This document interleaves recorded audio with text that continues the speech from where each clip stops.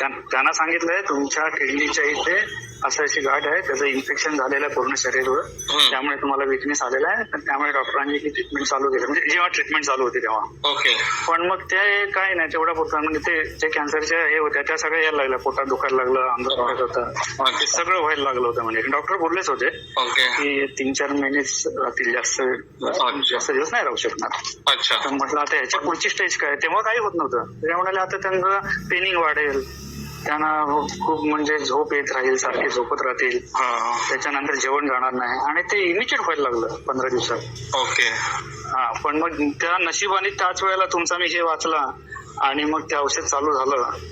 आणि आता देवाच्या कृपेने आता तसं काहीच होत नाहीये, त्यांचं पेनिंग विनिंग सगळं गेलंय, जेवण पण एकदम म्हणजे नॉर्मल माणसासारखे जेवायला लागलेले आहेत परत. आणि जे थोडं चालल्यानंतर थकायचे, तर तुम्ही बिलीव्ह करणार नाही, आता मध्ये कुठेतरी काहीतरी प्रोग्राम होता, ते गेले होते त्यावर आणि ती गाडी काहीतरी कॅन्सल झाली, तर ते रेल्वेचे दोन्ही हे चढून आले.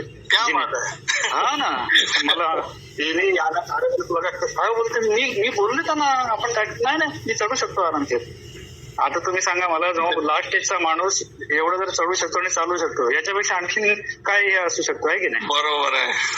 ते एकदम ते म्हणजे मला एकदम वाटलं की नाही, हे आता कंटिन्यू ठेवलं पाहिजे.